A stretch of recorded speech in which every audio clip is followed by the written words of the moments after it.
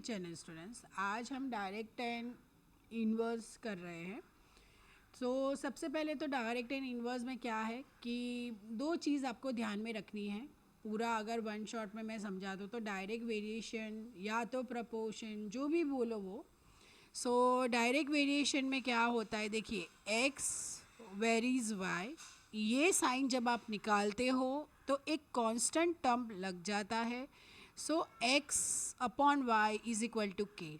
Constant का formula यहाँ पे x बाय y है, ठीक है। इनडायरेक्ट में क्या होगा, वेरिएशन या proportion.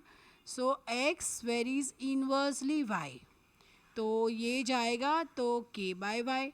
k is equal to x y, तो यहाँ पे प्रोडक्ट होगा, ठीक है। अब आपको इसके अंदर ध्यान कहाँ रखना है कि जब आप डिस्टेंस ले लो, कॉस्ट ले लो, टाइम ले लो, स्पीड ले लो, मतलब कि क्वांटिटीज़, ठीक है, जो भी क्वांटिटीज़ होती है तो डिस्टेंस डिस्टेंस के नीचे ही रखना है, कॉस्ट कॉस्ट के नीचे ही, मतलब टेबल फॉर्म कर रहे हो या पैराग्राफ वाइज कर रहे हो, आपको जो भी सूटेबल हो। मैंने पूरा वीडियो में सीबीएसई के वीडियो में मैंने टेबल लिया हुआ है और आईसीएसई के वीडियो में मैंने पैराग्राफ लिया हुआ है।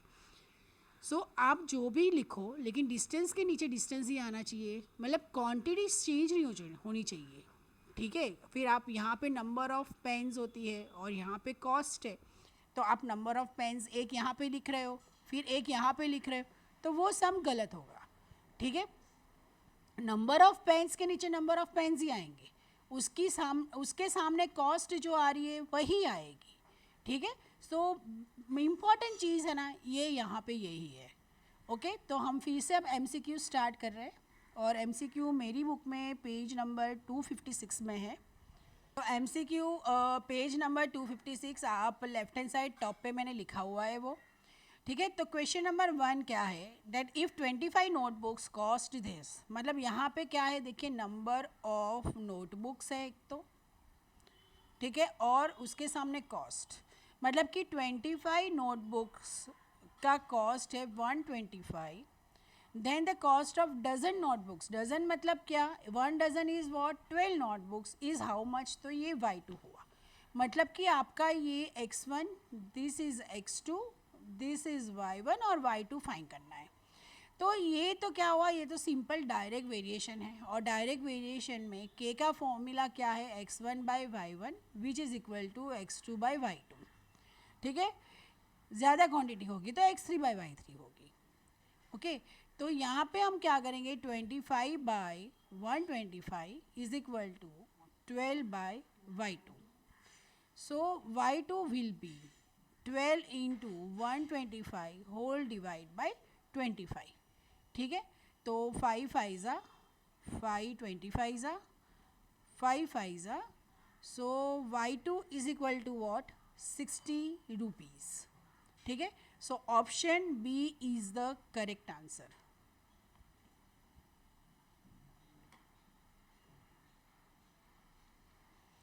Second, in 36 minutes, the distance covered by a car moving at a uniform speed is 65 kilometre per hours. अब देखिए सबसे पहले एक तो डिस्टेंस है और एक टाइम है, तो 65 kilometre 1 hour which is equal to 60 minutes, ठीक है। यूनिट भी ध्यान में रखनी है, किलोमीटर है तो किलोमीटर ही जाएगा, मिनट्स है तो मिनट्स ही जाएगा। फिर क्या है कि 36 मिनट्स में कितना, मतलब 36 मिनट्स में ये x2 how much distance travel, ठीक है, ये फाइंड करना है। ये भी एक डायरेक्ट वेरिएशन का ही एग्जाम्पल है, ठीक है। तो यहाँ पे भी क्या होगा, x1 upon y1 is equal to x2 upon y2। अब देखिए ये मिनट्स में इसीलिए कन्वर्ट किया है क्योंकि ये भी मिनट्स में है और आपका जो आंसर आएगा वो किलोमीटर्स में आएगा, ठीक है। 65 upon 60 is equal to x2 upon 36। x2 is equal to 65 into 36 upon 60, ठीक है। तो ये 6 टेंजा 6 सिक्सा 2 फाइज़ा 2 थ्रीज़ा 5 वनज़ा 5 थ्रीज़ा। x2 is what, 39 किलोमीटर्स, ठीक है। सो 39 किलोमीटर्स मतलब कि b is your correct answer.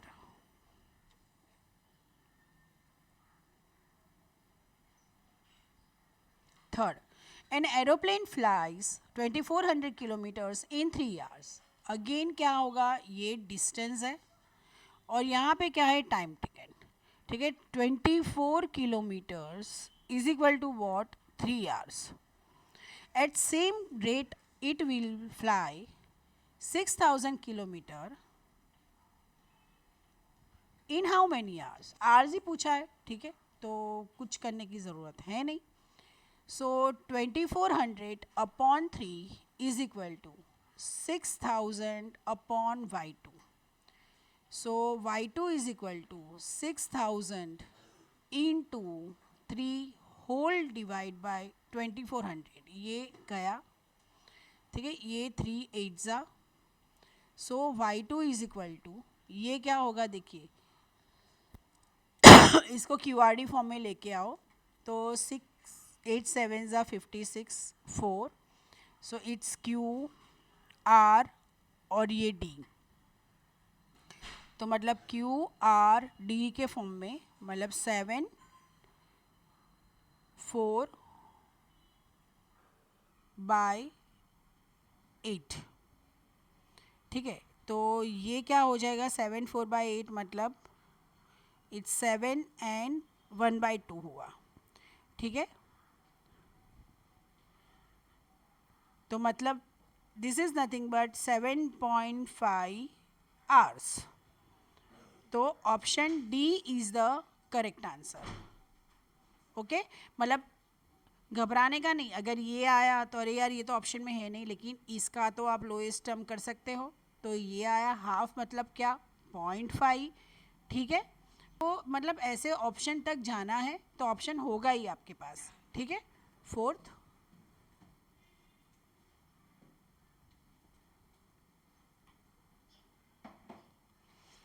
The weight of dozen sheet of thin cardboard is 40 grams. देखिए, नंबर ऑफ शीट्स एंड उसके सामने क्या है, वेट, ठीक है। This is x1 x, this is y। So weight of dozen मतलब कि 12 sheets का 40 ग्राम्स है। How many sheets of the same card, how many sheets of the same cardboard weigh 1/4 kg। अब देखिए ये क्या है, kg है और ये क्या है, ग्राम है, ठीक है। तो सबसे पहले तो इसको दोनों में से आइदर और ग्राम में करो या तो केजी में करो, ठीक है, कुछ भी करो। तो ये एक्चुअली क्या हो गया, ये 5/4 kg हो गया, ठीक है। तो अगर मुझे इसको केजी में करना है तो 1000 gram is equal to 1 kg, ठीक है। तो 40 gram is equal to 40 upon 1000, so 4/100, ठीक है, 4/100 kg। अब आपको x1 upon y1 is equal to x2 upon y2। So x1 क्या है, x1 है 12, y1 क्या है 4/100 is equal to x2 find करना है, और ये क्या है 5/4। तो ये 12 into 100 upon 4 is equal to 4 into x2 upon 5। So x2 क्या होगा, 12 into 100 into 5 whole divide by 4 into 4। तो ये तो सीधा 4 3 ज़ा 12 हो गया। ये क्या होगा, 4 2 ज़ा 8 एंड 4 5 ज़ा 25। So x2 is equal to 25 into 15, so 375 sheets होंगे, ठीक है। So option c is the correct answer.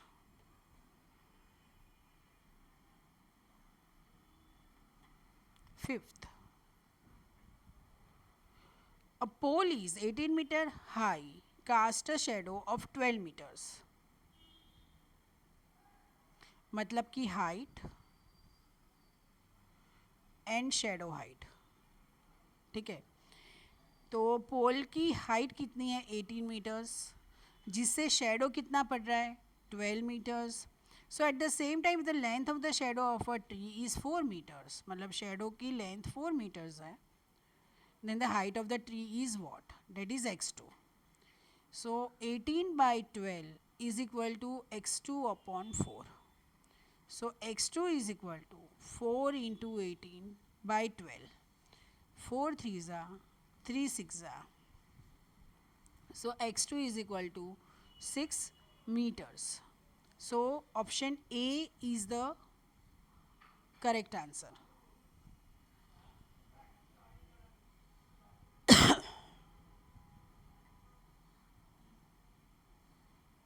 A car can reach its destination in 6 hours moving at an average speed of 40 kilometre per hours. तो देखिए यहाँ पे time है और speed है।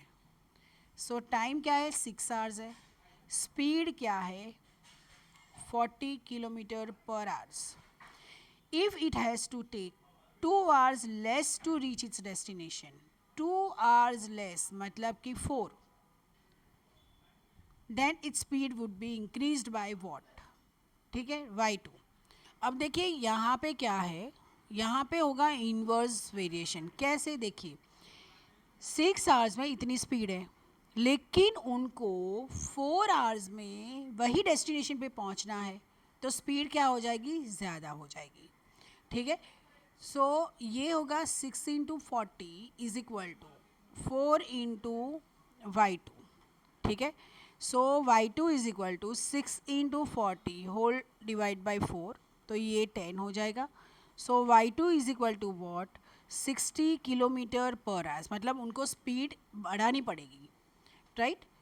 So option c is the correct answer.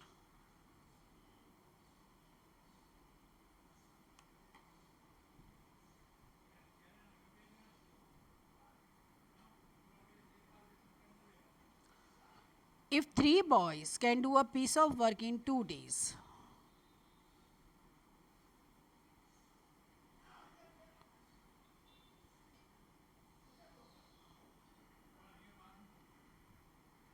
number of and days. So 3 boys is doing work in 2 days.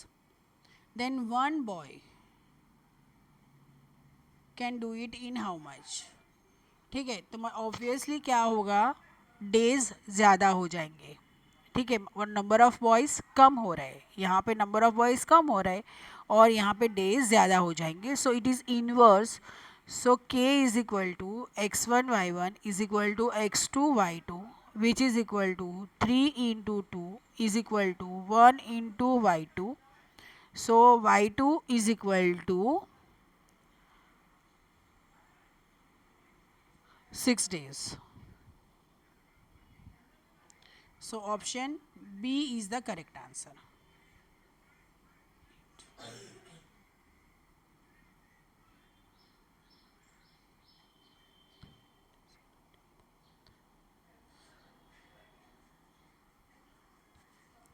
Okay. 5 taps can empty a tank in 3 hours. मतलब कि एक क्वांटिटी होगी आपकी number of taps and time. So 5 taps 3 hours में पूरी tank को खाली कर रही है। It is found that 2 taps are out of order, मतलब 5 - 2 मतलब कि 3, मतलब कि नंबर ऑफ टैप्स क्या हो गए, डिक्रीज हो गए। Then the remaining 3 taps will empty the tank in dash, मतलब कि क्या हुआ, ऑब्वियसली ज़्यादा टाइम लेगा। So k is equal to x1 y1 is equal to x2 y2. So it's 5 into 3 is equal to 3 into y2. तो ये 3 तो cancel हो गया। So y2 is equal to 5 hours. So option C is the correct answer.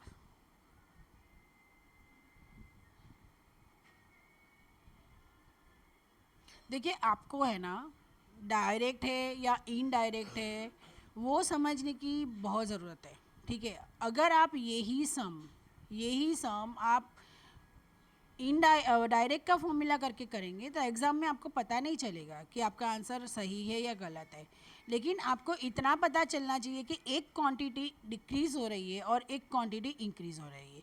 यहाँ पे बोला नहीं है कि ये क्वांटिटी इंक्रीज़ हो रही है, लेकिन इतना तो समझ में आता है हमें, लॉजिकली है कि 5 टैप्स 3 आवर्स में टैंक खाली कर रही है, तो उसमें से 2 बिगड़ गए हैं तो ऑब्वियसली ज़्यादा टाइम लेगा, तो मतलब कि ये इन्वर्स है। ठीक है, so 9. So question number 9 is mother and daughter together can knit a cardigan in 6 days. If mother alone can knit it in 8 days, then the daughter alone can knit it in. सबसे पहले देखिए यहाँ पे क्या होगा, time taken,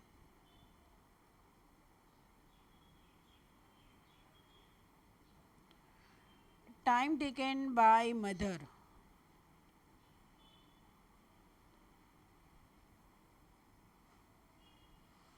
to complete the work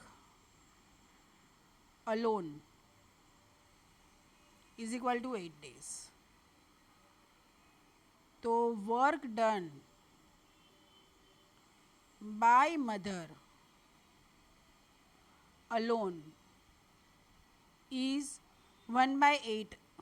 अब देखिए यहाँ पे ना यूनिटरी मेथड लग रही है, कैसे देखिए, ये वर्क है, ये डे है, ठीक है, तो वर्क डन में 8 डेज लग रहा है, तो 1 डे में कितना होगा, तो 1 into total work done divide by 8. ठीक है, समझ में आ रहा है, यहाँ पे टोटल वर्क डन होगा. सो work done by mother alone is what, 1/8, right. Similarly time taken by mother and daughter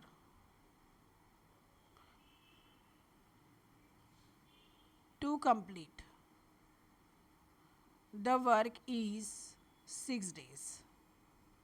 तो 1 डे में कितना हुआ, so time taken by mother and daughter in 1 day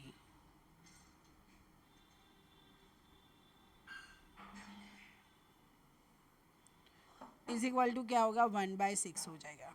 ठीक है, अब work done by daughter alone, मतलब देखिए ये क्या हुआ, mother plus daughter is equal to total. ठीक है, ये टोटल दिया हुआ है, मदर का दिया हुआ है, तो डॉटर का फाइन करना है, right. So work done by daughter alone is equal to what, mother का कितना है 1/6 टोटल, माइनस मदर का कितना है 1/8. तो ये देखिए क्या होगा, 8 - 6 divide by 48, so it's 2/48 which is equal to 1/24. So time taken, मतलब टाइम टेकन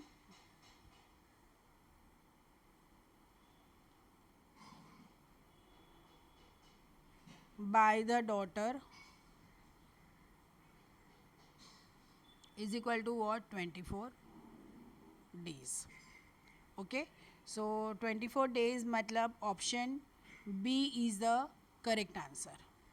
सो अगर आपको ये वीडियो हेल्पफुल लगा हो तो प्लीज़ चैनल को लाइक, सब्सक्राइब एंड शेयर कीजिए. Thank you so much.